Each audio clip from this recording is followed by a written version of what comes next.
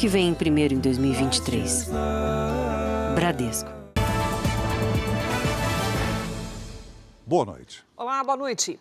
Uma pesquisa divulgada hoje, véspera do Dia Internacional da Mulher, revelou que 7 em cada 10 moradoras de São Paulo já sofreram algum tipo de assédio. Quase metade das mulheres que vivem na cidade diz que foi vítima de violência no ônibus, no trem ou no metrô.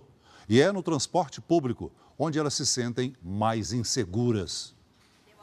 É um trauma difícil de superar. Por isso, esta mulher prefere não mostrar o rosto. Ela foi assediada 2 vezes no transporte público. Eu estava sentada no banco do corredor. O homem encostou em mim, começou a se esfregar. Hoje em dia eu ando muito mais de carro do que de transporte público. Voltar a pegar ônibus todos os dias também foi bem difícil para Priscila. É um sofrimento diário. A gente acaba tendo até medo, às vezes, de sair na rua. É no ônibus, no vagão do trem e do metrô que o assédio acontece com maior frequência. Uma pesquisa divulgada hoje revela que quase a metade das mulheres na cidade de São Paulo já foi vítima desse tipo de crime no transporte público. Um rapaz me perseguindo dentro do ônibus. Às vezes encosta, o ônibus está cheio demais. Pelo 5º ano consecutivo, o transporte público é o lugar onde elas mais se sentem inseguras. E a cada 10 mulheres, 2 dizem ter sido vítimas desse tipo de violência em carros de aplicativo. Cabe muito às empresas, né, que estão percebendo esse movimento e esse crescimento tomarem uma atitude. E essa atitude é de efetivamente de deixar muito clara a gravidade de problemas como esse e punir exemplarmente as pessoas que atuam nessa direção. Mas não é só no transporte que os casos são registrados. 67% das moradoras da capital paulista declaram já ter sofrido algum tipo de assédio. São ao todo 3.800.000 mulheres. A importunação sexual, como é classificado o crime praticado quase sempre por desconhecidos em locais públicos, pode resultar em até 5 anos de prisão. Eu acredito que é uma questão de falta de políticas que protejam as mulheres, principalmente porque a gente tem a normalização desses casos, muitas vezes. Responsável pelo transporte sobre trilhos, o governo de São Paulo disse que treina os funcionários para agir em casos de assédio e que tem programas de acolhimento às vítimas. Já a SP Trans, que gerencia os ônibus da capital, afirmou que também realiza ações de combate à violência contra a mulher. Falar sobre o que aconteceu é o mais doloroso, mas as vítimas defendem que a denúncia é a melhor forma de exigir mais segurança. Aqui no metrô, em qualquer lugar. A gente só quer respeito. Nada mais. Veja agora outros destaques do dia. Violência, sujeira e falta de cuidado no centro de São Paulo provocam fuga de moradores e queda no valor dos imóveis. Governo Lula não assina documento que condena a ditadura de esquerda na Nicarágua. Presa em Portugal, quadrilha que aplicava golpe financeiro no Brasil. Alta Procura cria fila virtual no sistema que permite o resgate de dinheiro esquecido nos bancos. E na série especial, como descobrir se o azeite que você consome é puro ou falsificado.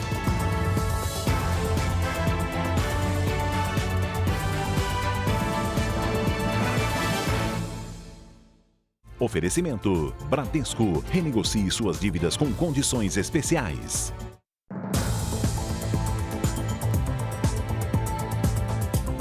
No Rio de Janeiro, 3 pessoas morreram em confrontos entre policiais e criminosos em comunidades diferentes num intervalo de 48 horas. A Polícia Civil investiga de onde partiram os tiros. O menino, que aparece sorrindo nas imagens feitas por amigos, trabalhava com higienização de sofás e colchões. A família diz que Juan Gonçalves, de 18 anos, saía de casa para o trabalho quando foi baleado. Ele teria sido confundido com um criminoso e morto por policiais do Batalhão de Operações Especiais, o BOPE, que estavam à paisana na comunidade do Caicó, na zona oeste do Rio. O corpo do jovem foi enterrado hoje no cemitério de Inhaúma. Desde os 12, 13 anos ele sempre gostou de trabalhar. Gente boa, todo mundo gostava dele. Eu não sei ainda como é que é isso, porque eu tô meio anestesiado. A Polícia Militar abriu uma investigação interna para apurar a conduta dos policiais. O caso do Juan não foi isolado. Nas últimas 48 horas, outras 2 pessoas morreram baleadas durante confrontos entre policiais e traficantes em comunidades das zonas norte e oeste da cidade. Em todos os casos, as famílias apontaram policiais como os autores dos disparos. Wesley da Silva, de 29 anos, foi baleado na cabeça na comunidade da Tirol, também na Zona Oeste. Ele saía da casa da irmã quando foi atingido. O montador de caixas ficou internado, mas não resistiu. A polícia diz que foi atacada por criminosos. O corpo de Wesley também foi enterrado hoje. Meu irmão não merecia isso, gente, não merecia. Isso é muita injustiça. Porque o inocente, até quando mais o inocente vai ter que pagar por isso? A violência também tirou a vida de Alex de Souza, de 19 anos. Ele iria visitar o avô, que mora na mesma rua, na comunidade da Kelson, Zona Norte, quando foi atingido nas costas por um tiro de fuzil. O menino jogava futebol em categoria de base e sonhava em seguir a carreira militar. A polícia diz que Alex era suspeito de envolvimento com tráfico, mas a família afirma que ele é inocente. As imagens das câmeras instaladas nos coletes dos agentes vão ser analisadas pela Corregedoria da Polícia Militar. A Polícia Civil instaurou inquéritos para investigar as circunstâncias das 3 mortes. Moradores das comunidades e parentes dos mortos fizeram uma manifestação pedindo justiça. Justiça! Justiça!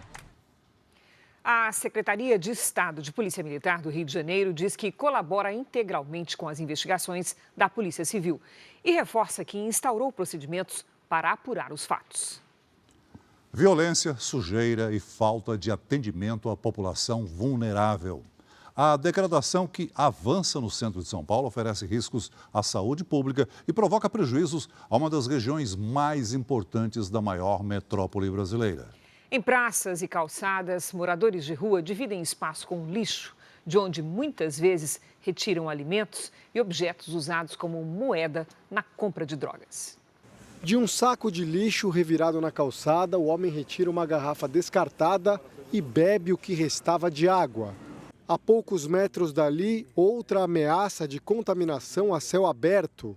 Uma seringa com agulha, frascos e cartelas de medicamentos estão espalhados pelo chão.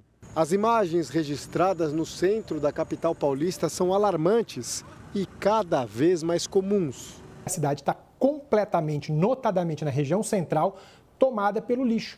E isso tem uma relação direta com a epidemia de crack, na medida em que os viciados rompem os sacos de lixo, esparramam pela rua, buscando angariar ali latinhas de alumínio, elementos de alumínio, para vendê-los no mercado de reciclagem, para com isso comprarem ali as suas pedras de crack.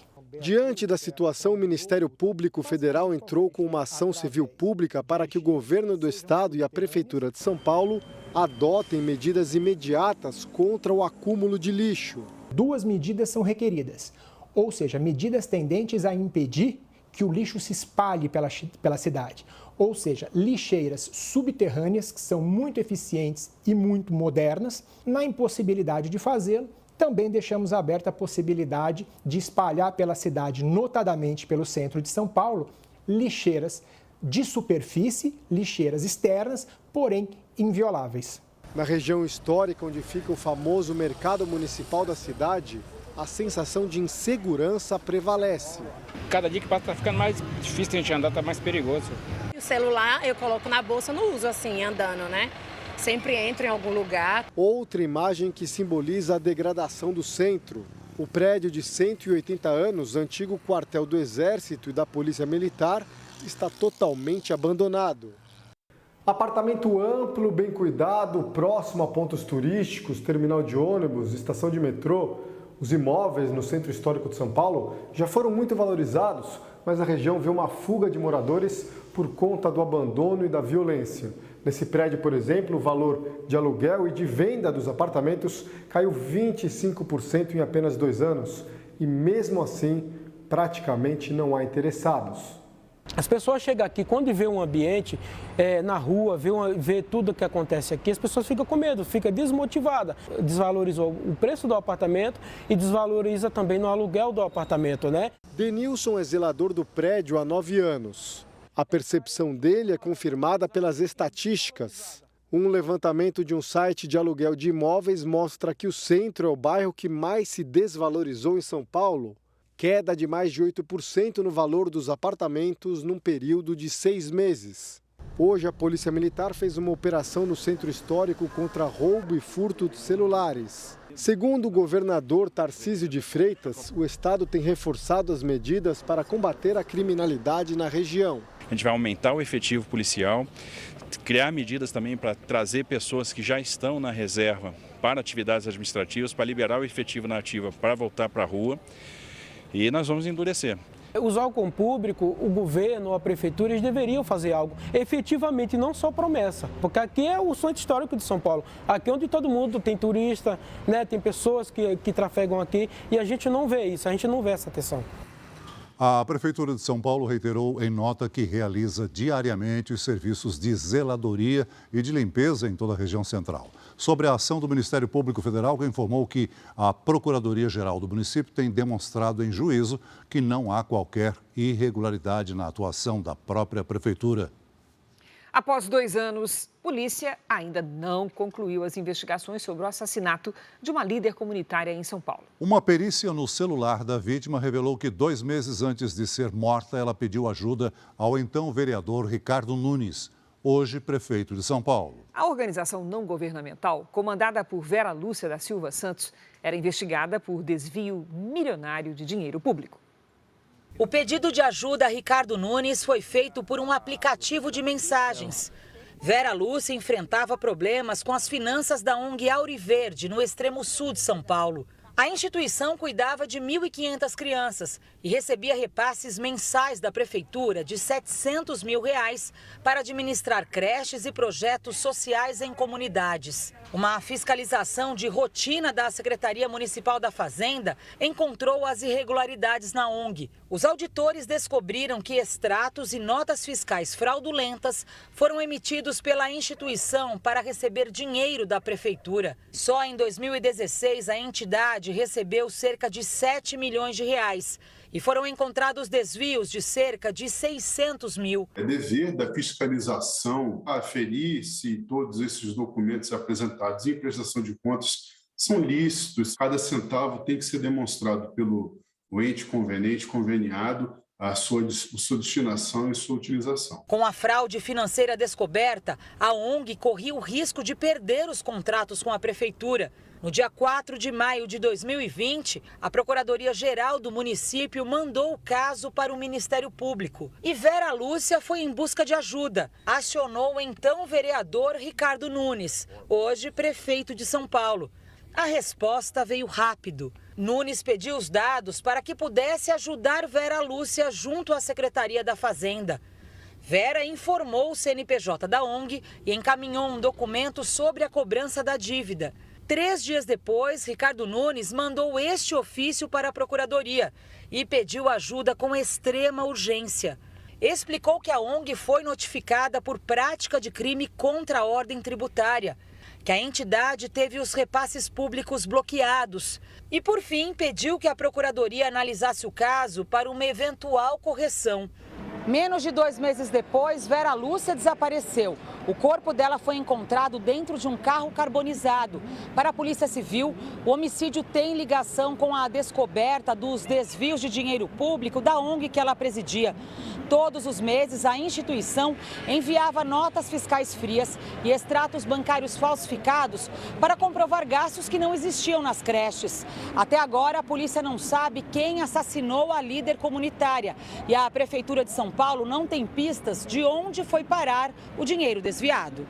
O convênio com a ONG foi encerrado em 2020, Mas só no mês passado a Prefeitura publicou em Diário Oficial que a instituição está proibida de assinar contratos públicos porque não prestou contas dos repasses, que chegam a R$ 1.410.000.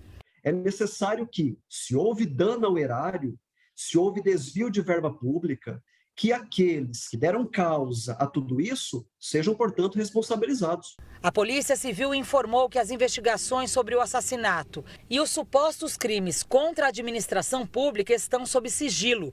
A Procuradoria-Geral do município disse que recebe ofícios de diversos órgãos e que as execuções fiscais foram ajuizadas contra a ONG logo após o contrato com a Prefeitura ser encerrado. O atual presidente da Associação Auriverde, Edson Passos, filho de Vera Lúcia, não quis se manifestar. Ricardo Nunes, do MDB, assumiu a Prefeitura de São Paulo em 2021, logo após a morte do prefeito Bruno Covas. A Record TV procurou Ricardo Nunes para entender por que ele tentou ajudar uma ONG suspeita de desvios milionários. E ele não respondeu. Sua chamada está sendo encaminhada para a Caixa Postal. A assessoria de imprensa do prefeito Ricardo Nunes foi procurada, mas também não atendeu o nosso contato por esclarecimentos sobre a intervenção dele em um pedido de ajuda para a ONG citada na reportagem. Veja ainda hoje, o primeiro foguete feito quase todo numa impressora 3D está pronto para decolar nos Estados Unidos. Mais de 6 bilhões de reais esquecidos devem ser sacados de contas bancárias. Polícia prende criminosos que agiam de Portugal e faziam vítimas aqui no Brasil. Em 8 meses, o grupo movimentou cerca de 16 milhões de reais. 10 milhões de brasileiras são donas do próprio negócio. E para conciliar os desafios de empreender com a vida pessoal, uma rede de apoio pode fazer a diferença.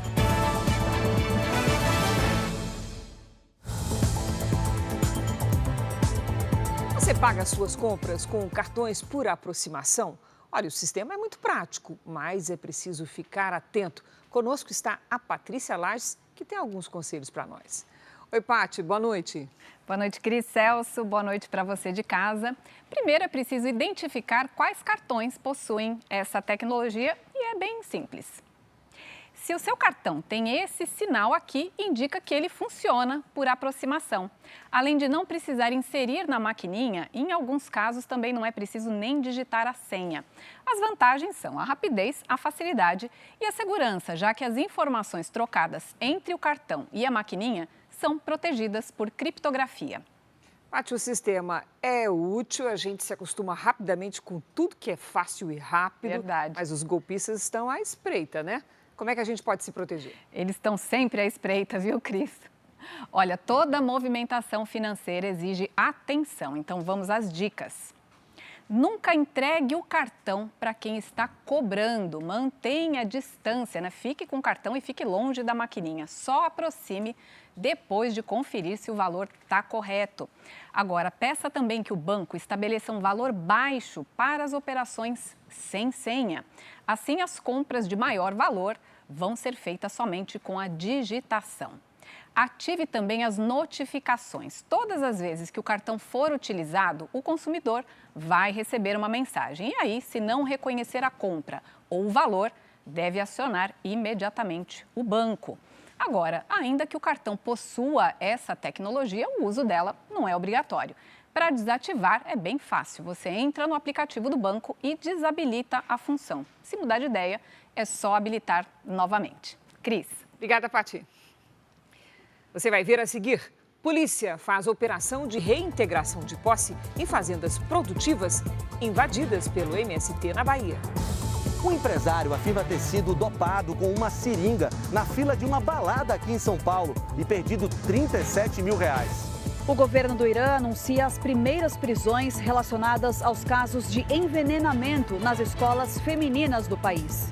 Cuidado com o que você consome. O azeite é o segundo alimento mais falsificado em todo o mundo.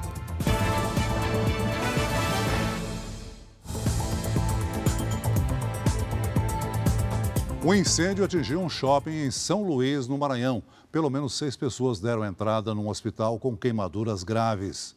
A fumaça densa podia ser vista de longe. A suspeita inicial do Corpo de Bombeiros é de que o fogo tenha começado na área dos cinemas. Numa das salas, o teto chegou a desabar. As vítimas têm queimaduras de 2º e 3º graus. O incêndio foi controlado no fim da tarde. Vamos ao noticiário internacional. Autoridades dos Estados Unidos afirmaram que um grupo a favor da Ucrânia realizou um ataque a gasodutos russos no ano passado.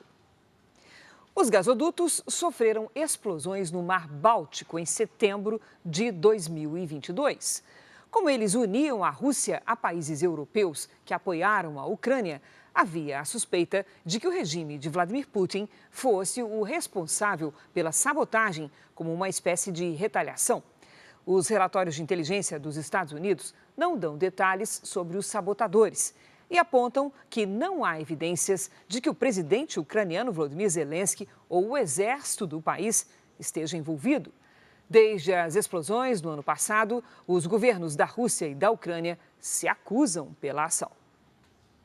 A Austrália alertou a população para o aumento do risco de incêndios florestais.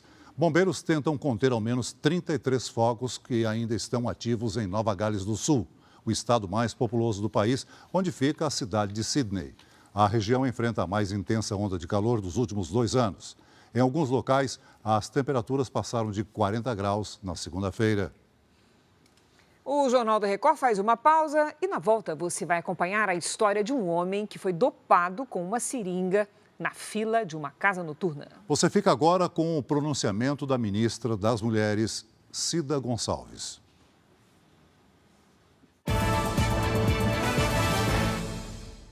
Estamos de volta com o Jornal da Record. Um empresário foi alvo de criminosos na fila de uma balada em São Paulo. Ele teve 2 costelas quebradas e perdeu quase R$40 mil.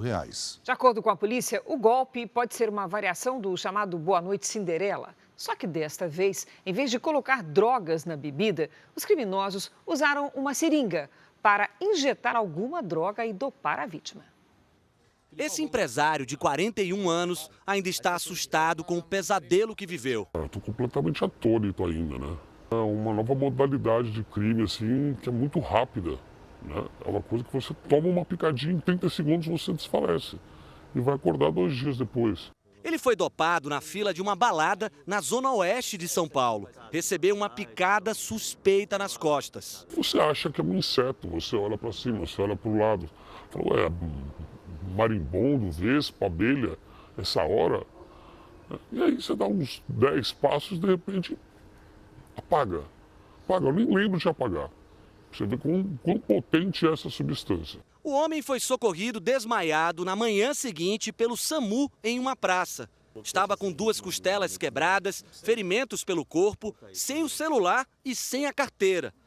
Ele só recuperou totalmente a consciência 2 dias depois, já em casa, e descobriu que havia sido alvo de criminosos. Além de ser dopado e agredido, também teve a conta bancária invadida. Eles movimentaram mais de R$37 mil dentro de Pix e compras do cartão. E era um dinheirinho que eu estava juntando para comprar um aparelho de audição para o meu filho. Só para você ter noção, né? Que o aparelho custa quase R$30 mil, eu estava lá, mas a gente vai trabalhar e vai conseguir. O empresário fez um boletim de ocorrência e ainda vai ser submetido a um exame toxicológico que pode indicar se ele foi alvo de um golpe conhecido como Boa Noite Cinderela. Mas nesse caso seria uma nova modalidade. Em vez da substância química ser colocada na bebida, ela seria aplicada com uma injeção para dopar as vítimas. O caso chamou a atenção da polícia porque, segundo a delegada, não é comum o uso de seringas para dopar as vítimas. Os suspeitos ainda não foram identificados. Infelizmente, os criminosos são oportunistas e a vítima, ela cai nessa situação, ela cai nessa armadilha, ficando completamente vulnerável e à mercê dos criminosos. O Banco Central liberou hoje o pedido para receberem até 12 dias úteis o dinheiro esquecido em instituições financeiras. Quem quis solicitar o resgate do valor já no primeiro dia do serviço precisou encarar uma fila virtual e ter paciência. Ao todo, houve mais de 1 milhão de acessos para o saque de R$62 milhões. A demanda foi alta logo nas primeiras horas em que o sistema Valores a Receber entrou no ar hoje de manhã. foi criada uma fila virtual com espera de até 2 horas para conferir a quantia disponível. Na internet, usuários relataram instabilidade do site e que o portal chegou a pedir para voltar depois. O Estevão trabalha em um restaurante no centro de Porto Alegre e soube, junto com a nossa equipe, que tem dinheiro para sacar. A fila para conferir o valor estava tão grande que ele deixou para outra hora. CPF pesquisado tem valor a receber. Então quer dizer que agora vamos pro próximo passo, quem sabe tem um dinheiro importante aí, né? Aí. E se tiver um dinheiro bom aí? Ah, estamos grande. Você está em uma sala de espera. Ó, o teu número na fila é esse aqui, ó. É muita gente na fila, né? Então vamos tentar depois de novo, então, né? Tá certo, isso aí. O Banco Central informou que o sistema já está funcionando normalmente e que os recursos vão ficar à disposição da população pelo tempo que for necessário para todos serem atendidos. Para evitar golpes, a consulta dos valores deve ser feita exclusivamente pelo site do Banco Central. No portal, é necessário incluir CPF e data de nascimento. Para checar o valor, é preciso fazer login com a conta do gov.br. Nenhuma instituição vai entrar em contato contigo, nenhuma pessoa passando algum link, pedindo alguns dados, não tem que pagar nada por isso, é absolutamente gratuito. Ter dinheiro disponível para saque não significa que a quantia será grande. Em um relatório divulgado no início do mês, o Banco Central aponta que cerca de 640 mil pessoas têm mais de R$1.000 disponíveis para resgate. Mas a maior parte da população, 29 milhões de pessoas, vai receber R$10 ou menos. Mais de 6 bilhões de reais estão esquecidos. Esse dinheiro vem de conta corrente, conta conjunta, conta poupança, vem de consórcios, cotas que a pessoa acabou não resgatando, alguma conta que já tenha encerrado e tenha sobrado algum saldo lá, cobranças de tarifas ou taxas indevidas. O valor a receber será encaminhado pelo banco via Pix, TED ou DOC e a quantia cairá na conta em até 12 dias úteis. Foi resgatada hoje de helicóptero a mulher de 30 anos que estava desaparecida desde domingo na Serra do Mar, em São Bernardo do Campo, na Grande São Paulo. Cecília Nunes foi fazer uma trilha, se perdeu do grupo e não conseguiu encontrar o caminho de volta. O ex-governador do Rio de Janeiro, Sérgio Cabral, criou um perfil numa rede social e conquistou milhares de seguidores em 24 horas. Na primeira publicação, ele aparece malhando. Condenado por corrupção, Cabral ficou quase 6 anos preso. Ele foi solto em dezembro e é monitorado por tornozeleira eletrônica. A Polícia Federal apreendeu milhares de dólares no Aeroporto Internacional de Foz do Iguaçu, no Paraná. As notas estavam escondidas no fundo falso da mala de um coreano que embarcaria para Seul e acabou preso em flagrante. Foi encontrado o equivalente a R$1,5 milhão. O passageiro, que trabalha como comerciante no Paraguai, vai responder por evasão de divisas.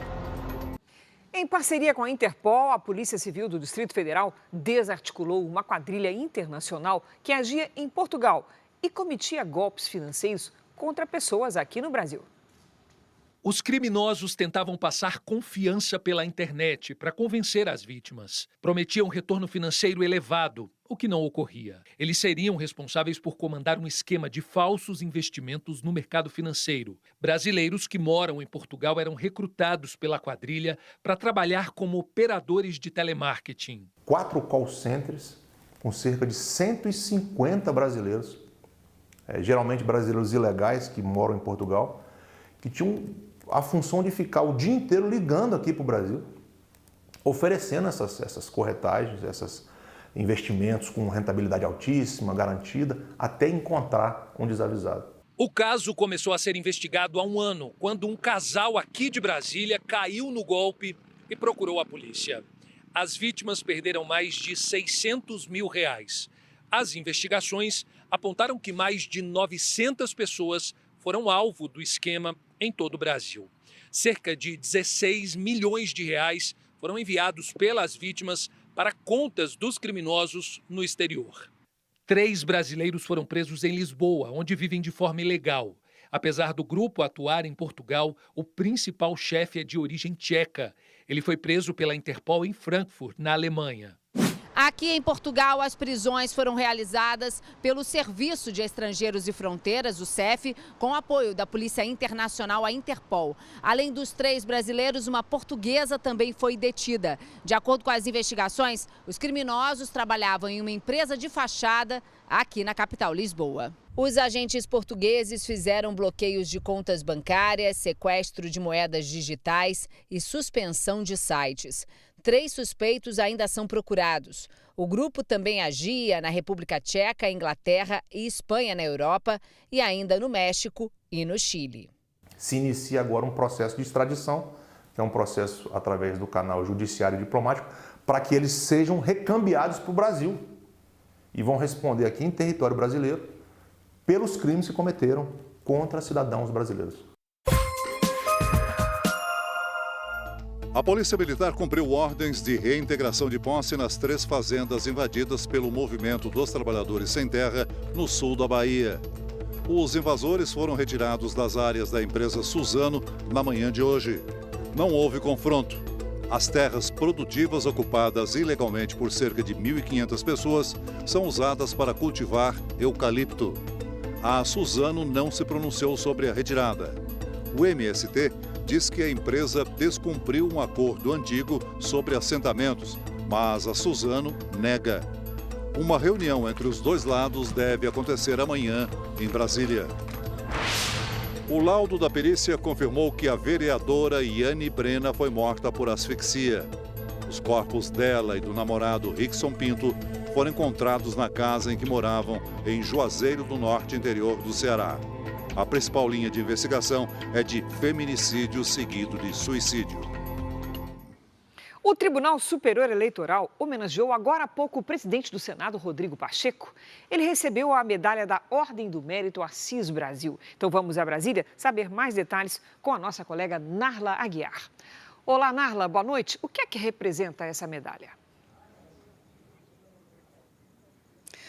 Oi, Cris. Boa noite, Celso. Boa noite a todos. Essa medalha simboliza o bom trabalho em defesa da justiça eleitoral. Quem sugeriu essa homenagem, que foi aprovada no plenário do TSE em outubro do ano passado, logo depois das eleições, foi o ministro Ricardo Lewandowski. Pacheco esteve aqui na sede do Tribunal Superior Eleitoral nos 2 turnos das eleições como forma de demonstrar apoio ao processo eleitoral. Este ano, o presidente do Congresso será o único a receber a condecoração.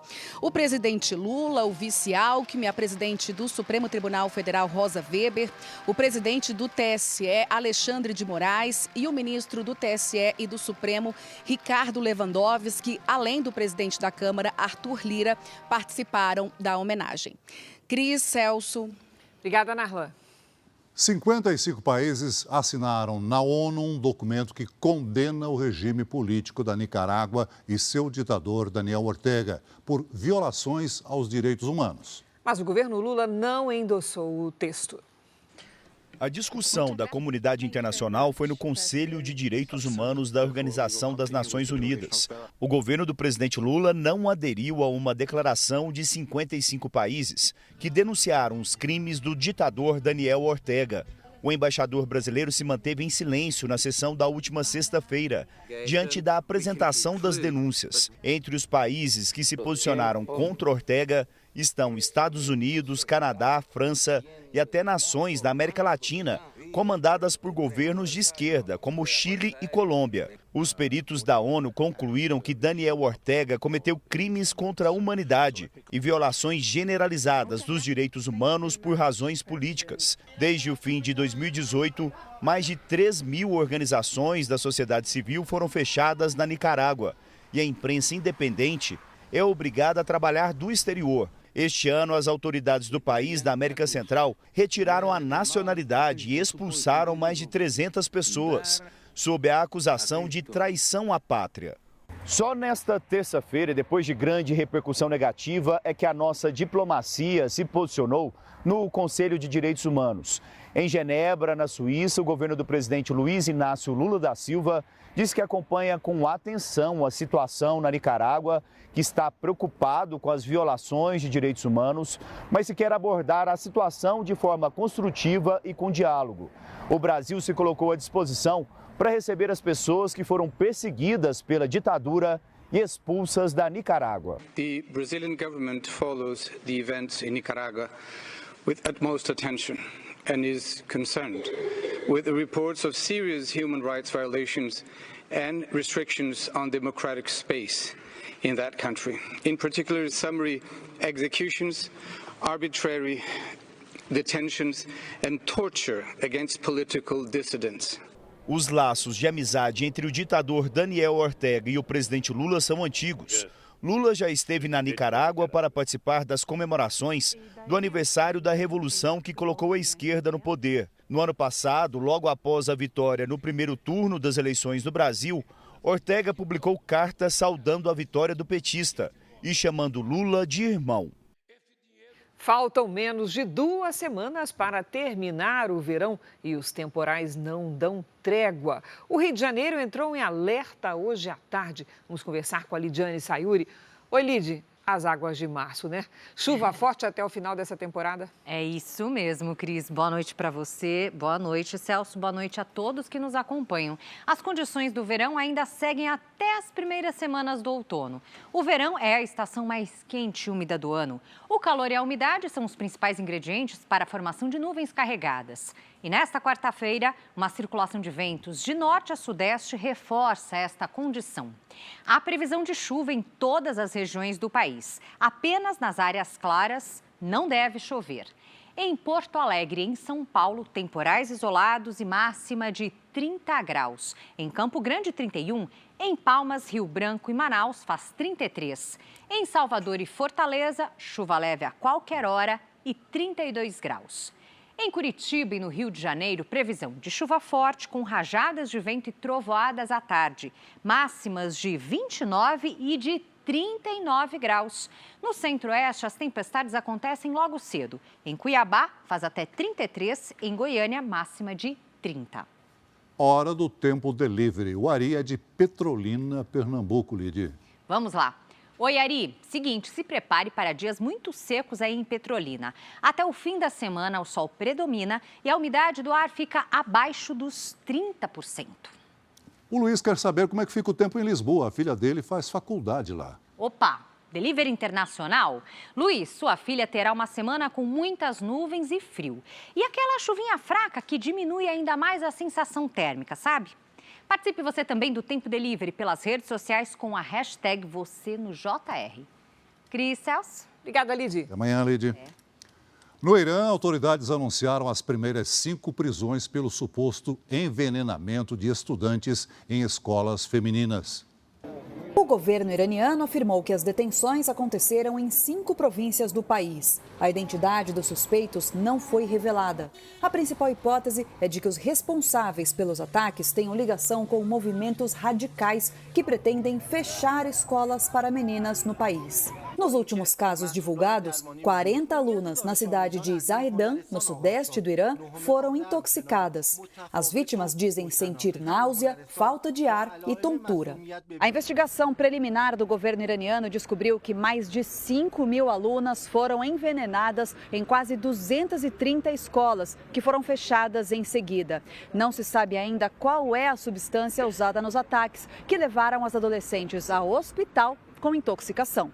Os envenenamentos geram protestos no Irã. Os primeiros relatos surgiram no fim do ano passado, logo depois da morte de Mahsa Amini, de 22 anos. Ela foi presa por não usar o véu para cobrir totalmente os cabelos. Assustadas, algumas famílias tiraram as filhas das escolas. O líder supremo do Irã, o Ayatollah Ali Khamenei, chamou os envenenamentos de crime imperdoável. E o governo dos Estados Unidos pediu uma investigação independente sobre o caso. O primeiro foguete construído com peças feitas em impressoras 3D está pronto para ser lançado na Flórida. O Terran 1, da empresa Relativity Space, será usado para pôr satélites em órbita na Terra. O foguete é o primeiro a usar gás natural líquido como combustível.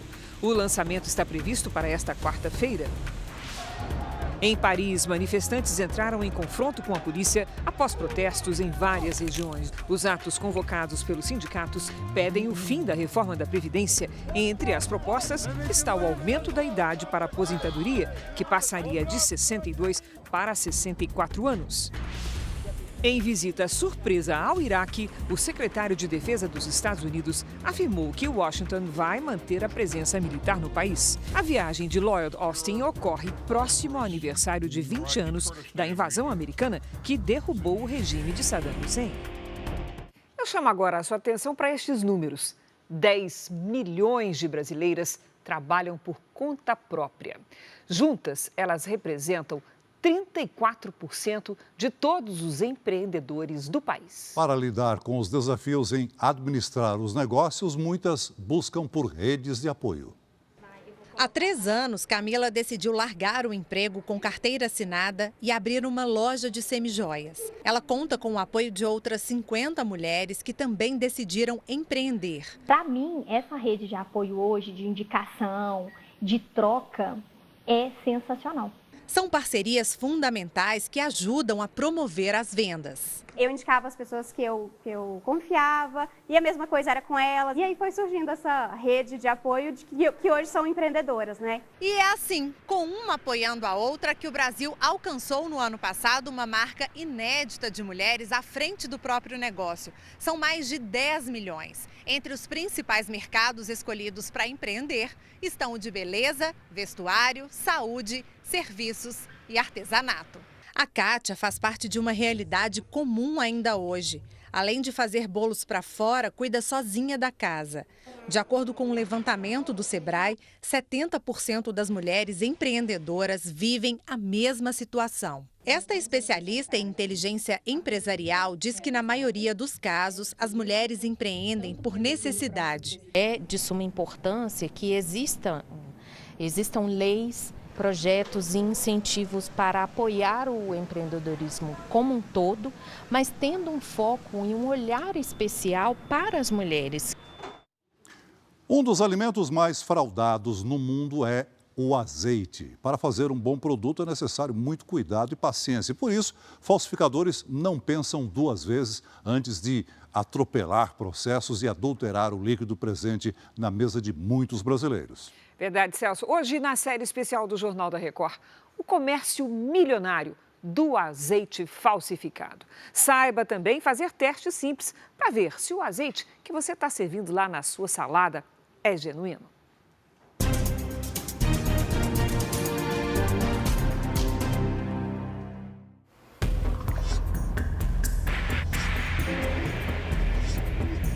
Azeites mais baratos que a maioria, ou que dizem no rótulo ter um conteúdo que não é o verdadeiro. Essas imagens foram feitas há poucos dias em São Paulo, em mercados pequenos, de bairro, e mostram também como o óleo de soja é vendido em embalagem de azeite. Tem esse relato na literatura que foram adicionados até óleo de lubrificante. Nas estradas brasileiras, apreensões de azeites falsos, produtos negociados por criminosos como se fossem drogas. As fazendas que produzem um bom azeite nacional estão espalhadas nos estados do Rio Grande do Sul, Minas Gerais e São Paulo. Nestas montanhas, na divisa dos 2 estados do Sudeste, são feitos alguns dos melhores e mais premiados do mundo. Para onde se olha, de cima ou de baixo, oliveiras. O fruto, depois da colheita, da lavagem e da extração, vira essa beleza aqui. São 17 hectares de plantação e muito tempo de preparação e estudos sobre o clima e o solo ideais. Já o azeite adulterado não leva em conta a qualidade do que sai das oliveiras e tem ingredientes não especificados na composição. E olha, quanto mais de perto, mais fácil de perceber a diferença. Há 3 tipos de azeite de oliva que são permitidos para venda. O de menor qualidade é o refinado. Esse azeite é refinado com produtos químicos, ele é azeite de oliva, mas era um azeite já rançoso, já impróprio para consumo. Aqui nesta fazenda, o azeite é tão cultuado que tem passeio pela plantação e degustação. Chegou nossa vez. Vamos provar 4 às cegas, ou seja, sem saber qual deles tem misturas de outros óleos. Eu não entendo de azeite. Sim. E dá para eu perceber, de fato, qual é esse diferentão, sim, hein? através de aromas, através do sabor também.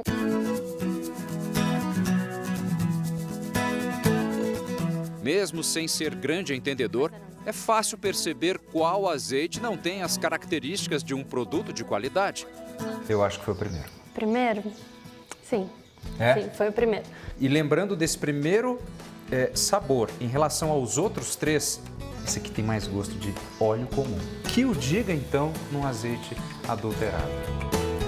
O azeite de oliva é o 2º alimento mais fraudado no planeta. Perde apenas para o pescado. No mundo, aqueles que falsificam ou adulteram o produto ganharam até um nome. Eles fazem parte da agromáfia. Reportagens revelaram que na Itália, um dos maiores produtores, metade do azeite consumido é adulterada. Ele tem um valor muito alto, então por isso ele é tão falsificado. Sinônimo de saúde, o extra virgem é o mais pedido e passa por testes de qualidade. O líquido é rico em nutrientes, ajuda na redução do colesterol ruim, ajuda na circulação, reduz inflamações e combate problemas do coração. O oposto dos produtos fraudados ou falsificados. Ele é feito fora dos padrões de qualidade, fora dos padrões de Inmetro, ABNT, o que quer que seja, e com matéria-prima de baixíssima qualidade. A falsificação, ou seja, a reprodução de um produto famoso, mas com uma péssima qualidade, também faz parte. É algo que os proprietários dos azeites de qualidade tentam combater. A dona da fazenda diz que tanto mais recente o azeite tiver sido engarrafado, melhor. A diferença do azeite virgem para o extra virgem é justamente a qualidade que o fruto chegou na fábrica e o nível de oxidação que esse azeite já tem. Para o consumidor, um teste rápido sugerido por especialistas. Coloque na geladeira uma amostra do azeite comprado há pouco. Deixe uma noite. Se no dia seguinte o líquido ficar mais viscoso, pastoso, ele é um bom azeite. Se continuar do jeito que foi colocado, o que tem dentro pode ter outros ingredientes não tão desejados. Aqui neste laboratório da Universidade de São Paulo, em Piracicaba, no interior do estado, podem ser analisados e testados diversos azeites. Hoje serão 2. Um foi extraído há poucos dias. O outro, no frasco menor, é de uma das marcas de baixa qualidade, como as que mostramos no começo da reportagem. Eles vão para esta máquina, que analisa detalhadamente a composição. O resultado do que é feito o óleo, que estava no frasco pequeno, sai 1 hora depois. E aqui a gente vê que ele tem 30% de ácido oleico. Os azeites de praxe têm em torno de 70% até 80% de ácido oleico. Agora, na outra, a da garrafa maior, essa aí passou. Essa aí passou. A gente pode ver aqui, né? Então, o teor de ácido oleico deu 75%. Olha. Tá? Que varia de 70% a 83%. Então, esse realmente é um azeite de oliva. Não é fácil. No cotidiano, o consumidor, é difícil ele detectar essas fraudes. Tem diminuído, mas ainda o número de fraudes são grandes.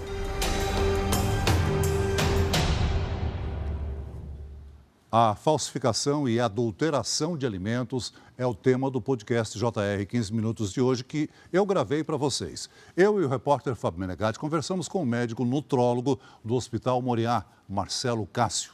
Ouça no r7.com, Play Plus e nos aplicativos de podcast.